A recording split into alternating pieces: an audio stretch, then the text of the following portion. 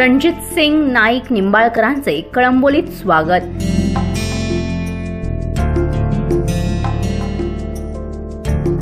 Online बातमी YouTube चॅनलला subscribe करा आणि बेल आयकॉन दाबून आपल्या परिसरातील बातम्या सर्वात प्रथम पहा।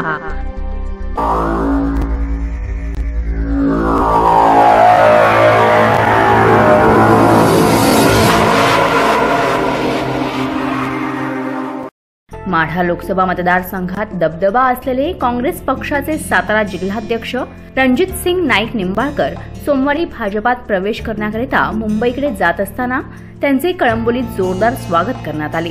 त्याचबरोबर त्यांना पुढील वाटचालीकरिता पनवेल येथील सातारकरांनी शुभेच्छा दिल्या।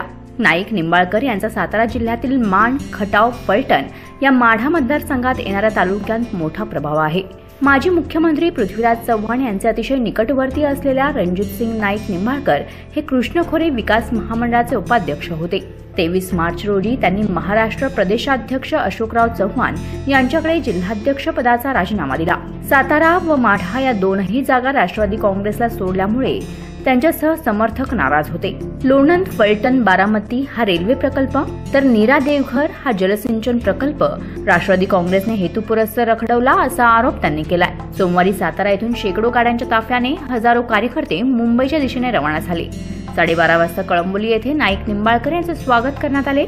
यावेळी भाजप प्रणित माथाडी कामगारांचे नेते राजेंद्र बनकर, प्रकाश महानवर, युवा कार्यकर्ते प्रशांत रणवरे, देवीदास खेडकर यांच्यासह पदाधिकारी, कार्यकर्ते मोठ्या संख्येने उपस्थित होते।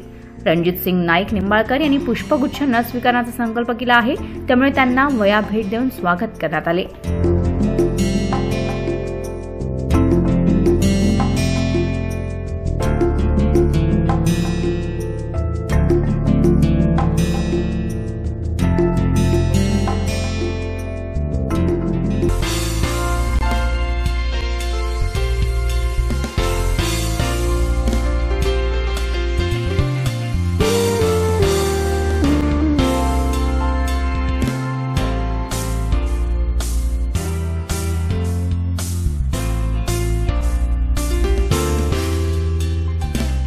आपल्या परिसरातील बातम्या आमच्यापर्यंत पोहोचवण्यासाठी या क्रमांकावर संपर्क करा 9321997413।